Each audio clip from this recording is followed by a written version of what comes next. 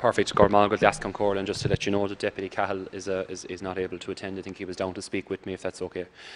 Firstly, Lascon Corlin, I suppose I have to respond to some of the extraordinary words that were uttered by not the previous Sinn Féin speaker, but the one before, who came in and lectured Fianna Fáil and Fine Gael also on their role with the economic crisis and the bank guarantee and the bank bailout and all sorts of anti-European utterances about our role in the European Union.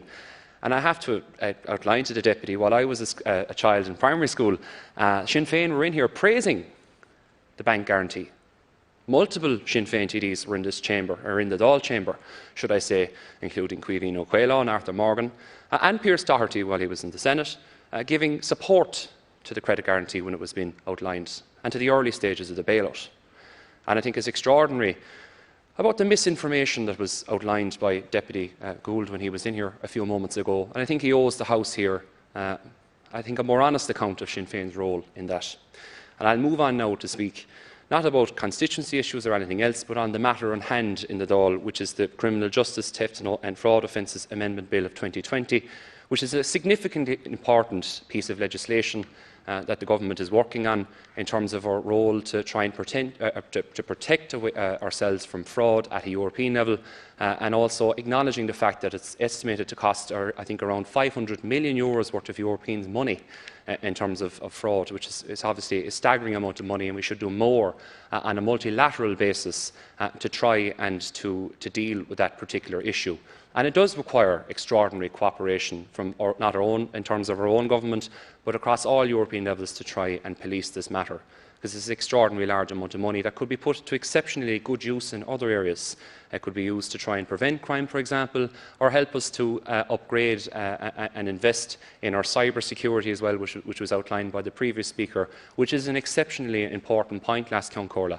And I do feel it is an area that we're exceptionally vulnerable in Ireland, is our ability to protect ourselves from cybercrime, and obviously, as we are a very prominent nation in our role in terms of international finance and banking, we need to look no further than outside the very door of the building that we're in today, in terms of the companies and multinationals that surround us here at the Convention Centre.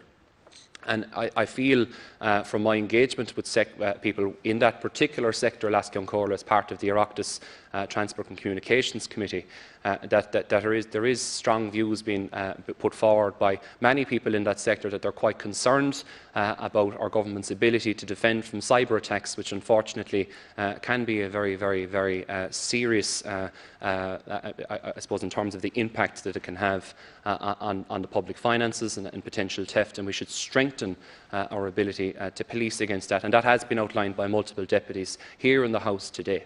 Also, Minister, I would very much like to put the point across to you today that while you're here with us, because I know this matter does fall within your department, is around improving how we police fraud and theft in Ireland. It is obviously an issue that we've had down through the years in Ireland, is around fraud and theft. It's been experienced through multiple governments, and we have to do more. And I would like to see Ireland rise in the index in terms of our transparency, which is obviously very important. You know, for myself as a new person getting involved in politics, Lascon Corla, I often feel that there is a great mistrust amongst the public of public representatives, of what they stand for or what they want to go into politics to try and achieve, whether it's delivering for their constituencies or working on policy issues that affect everybody in the state.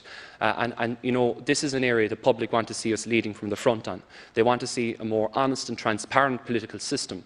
And our ever-growing role within the European Union is obviously becoming of more importance. It's growing each particular time, or each particular year, in terms of the integration between nations across the European Union. So this is a very timely piece of legislation. It's time that we would Deputy, now to interrupt you, if you just, no, you're okay. Just to move the adjournment, because we have to just to formally move the adjournment. That's no problem, Lascon Corla. Thank you very much, and you're still in possession for the next time.